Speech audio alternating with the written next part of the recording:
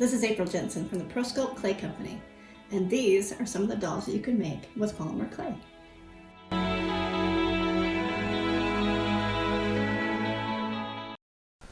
Hi there. So today I thought I would show you how you can easily put together resin casting.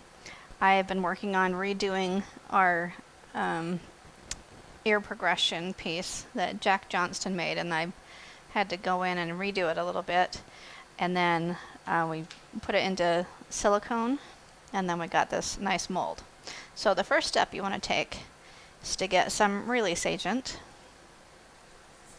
This is helpful for the mold coming out, and it's also helpful for the life of your mold. So I'm just going to spray that and let it sit for a minute.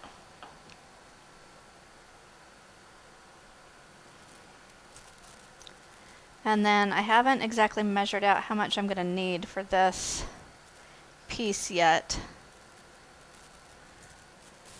I'm just going to guess about how much this one's going to need. Alright, so I just mixed together the two kinds. Comes with a part A and a part B.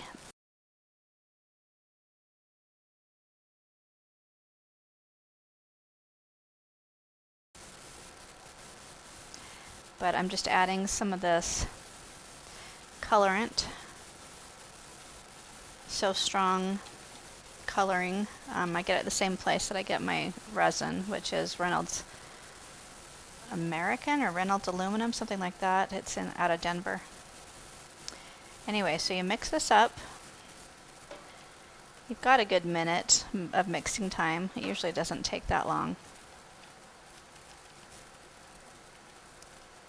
But this is the Smooth Cast 325, and it's clear, so it's great for tinting.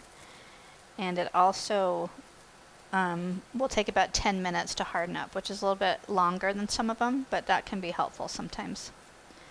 So now I'm just going to pour this in. Just let it nicely fill in all that space. Well, it looks like this was plenty of resin. So next time I'm going to do half that amount. Okay, and now I'll just let it cure. Alright, so it's been about 10 minutes now. And I'm going to pull this out. Let's see how our mold turned out. This is the first time using it. It's nice and flexible. It's coming out really easily.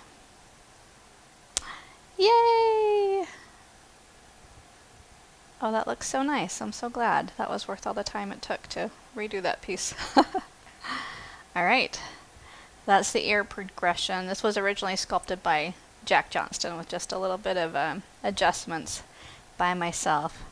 But one of these days I want to get around to making one for the other side of the ear. Because for me, it's always easiest to have an ear reference in the size and shape that you want to. So anyway, that's how you do just a simple resin casting by mixing two parts of the Smooth Cast 325. It works out really well, and it's really easy to use. So hopefully that was helpful for you.